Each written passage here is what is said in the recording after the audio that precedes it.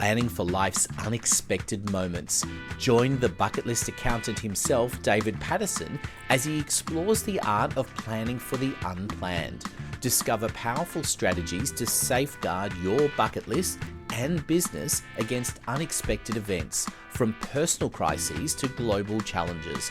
Learn how to build financial buffers, maintain flexibility, and adapt your goals amidst life's curveballs. Don't miss these essential tips to keep your dreams alive and your business thriving no matter what comes your way. I'm your host, Anthony Pearl. Let's get into making your bucket list happen. All right, David, welcome. And I just wanted to ask you first up, I suppose, the key question for this episode. What do you do when things happen? And that's pretty broad. Things happen and it's not always good. Sometimes it's great, sometimes it's mediocre, and sometimes it's bad. So what do you do? I think one of the things that you need to have in the back of your mind at all times is that things can happen. One of the things that a lot of clients have said to me over the journey is that there's plenty of time to do things, and there'll be plenty of time to do a trip. There'll be plenty of time to learn guitar. There'll be all these times down the track when you can do things. But when you sit down and think about it, there are always things that pop up in your life that you just don't plan for. And you need to consider those when you're working out your bucket list, and probably when you're going to do them. And also try and build in some fail-safes, I guess, to help overcome the things that happen that are unexpected. And I guess when we talk about unexpected, let's just unpack that a little bit. I suppose the particular one that we're talking about is when there's some sort of illness or something that's happened to someone that's going to mean time off work potentially. Yep. It's going to mean costs involved in potentially in getting some support and some help for whatever has happened. It's the reality that we all have to cater for that, don't we? Oh, absolutely we do. No one's immune from illness. It doesn't matter what age you're at. Any form of illness can hit you at any time. And I think the other thing too is, that there's outside things that happen that are beyond your control, and probably, COVID's one of the best examples of it from a few years back. It just, that effectively floored everyone, and it puts a lot of your thoughts and plans into a little bit of disarray in the first instance. If you haven't you can't plan for something like COVID, but you can build in some planning into your bucket list and into your life that can help to mitigate some of those things when they happen. Yeah, and I think the important thing is too, though, David, isn't it, that you have to expect that something is going to happen at some point. You just don't know when, because I bet you've got some stories of people that haven't planned, and it's going to have a huge impact. Oh, absolutely it does. And I actually had a client in just yesterday, and we were talking, and they had just started. They're a little bit older. One of the things that they'd wanted to do in retirement is to travel more. And they're just getting to that point where they're getting towards the end of their working life, and they've got 3 or 4 trips already planned. But the husband was in yesterday, and we're just chatting at the start of the meeting, and I was asking how things were, and he said, it's a bit tough at the minute because his wife's just recently been diagnosed with cancer. So suddenly they sort of put off traveling until they got to closer to their retirement age, and they've got all these trips planned, and this has been thrown in, and it's completely put a massive spanner in the works because it's right at the early stages, and so they just don't know what's going to be happening and when or if things will ever get back to normal again. So it's kind of thrown all their plans into disarray. So it's really difficult in that situation to be able to then see how you get around it, because all they're focusing on at this point in time, which is fair enough, is the illness and what they've got to do over the next 6 months, 12 months kind of thing. Yeah, and that's the part as well, is that you can plan for a holiday in the sense that you go, right, we can create a budget for a holiday, and we're going to spend X amount of dollars on it, and we're going to work towards it over a period of time. The hard part about this is that it really is not only, obviously we hope for everyone that it doesn't happen, but when something does happen, you don't know what it is.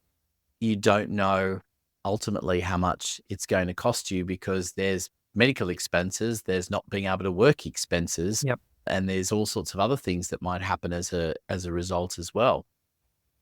Yeah, that's right. And from the work perspective, I think that's where it becomes really important that you build in as many systems into your business as you possibly can, so that if something does happen, especially you as a business owner, if something does happen to you or your family, that your business has got enough systems and structure in place that you can step away for a period of time, and that you can have good confidence that the way you've built your business and the systems that you've put in place, that people can pick up the work that has to be done, follow through the systems, and make sure that it gets done in a timely manner and effectively. So it's really, really important as a business owner to make sure that the business can effectively run without you. So that if these things pop up, and it doesn't have to be a serious illness, it could be anything, if these things pop up, that you've got the ability to step away from the business and have confidence that it's going to continue without you. I know what you mean. I mean, unexpected baby is a good example. And I know that's happened to someone I know recently, and she's had couple of weeks of needing bed rest and having to test that the business can operate without her. But it's a real thing that happens all the time, and you don't know how you're going to respond during those situations. You don't know what's going to happen afterwards, how your perspective might be different afterwards. Birth of a baby is a good one. You can easily say, "Oh, I'll get back to work" a couple of weeks later. The reality might hit, and you might not want to go back to work for a couple of years. Well, that's exactly right. And I guess that's where, if you've got a well-structured business, and also, as part of your business is building in a bit of a buffer in there so that you can step away. And even if the worst case scenario happens and you have to close your business down for a period of time, that you've got enough resources in there to at least keep it ticking along on life support to a point, so that when you do finally get back in, that you can still get in and your business is still operating and you can carry on. And so I suppose that leads to the key question here. What do you need to do to be building that buffer zone? What does that actually look like? And how do you know how much you should be putting away into that? Well, as far as how much to put into that, that's always a great unknown. But I think what we try to work with clients is to try and build in at least a 3-month buffer into your cash flow, so that at any point in time, you've got a bank account that's got enough money in it to cover all your costs for a 3-month period. So cover wages and rent and all elements of your business, so that if worst case scenario, there's no income coming in, you know that you can continue to pay your team and you can continue to keep the lights on for a 3-month period whilst you go about trying to fix or sort out whatever's happened in the background. Now, and that's where we build that into the management of your business. So part of improving your business and managing your business on a quarterly basis would be working towards building this buffer, because not many businesses right now, if you would have a 13-week cash flow buffer in their business bank account. But I think it's important that as part of your planning and as part of your ability to be able to, tick things off your bucket list as you go along, that you should have this 13-week buffer in your bank account just in case. And so you can start to on a quarterly basis, manage it and track it, and just start to say, okay, well, overall we need, $100,000 might be how much you need to cover 13 weeks. Over the next quarter, let's get 20 grand as a buffer. And then the next quarter, let's build on that and build on that, so that over a period of time, you get up to a period where you've got a 13-week cash flow buffer in your business, which then gives you some flexibility if something happens. And it doesn't have to necessarily be something bad either. I mean, you might get an opportunity to, at short notice, travel overseas somewhere. And if you've got that cash flow buffer sitting in your business, you can take off. And especially if you've got the cash flow buffer and good systems in your business, you could take off on a Friday afternoon, take up an opportunity to travel somewhere and come back and know that your business is going to be safe and be able to continue whilst you're away. This podcast is brought to you by bucketlistaccounting.com.au. Speak to David Patterson and his team if you want to take better control of your life and business, helping small business owners like you be successful designing the life of your dreams. Go to bucketlistaccounting.com.au or check out the show notes for more information. Now back to the program. Yeah, and I think that's the important thing too, isn't it, though, that you mentioned before, is checking in regularly. This is not a thing where you just think about it once. You actually have to check in on and maintain that kind of a balance and buffer it somewhere, don't you?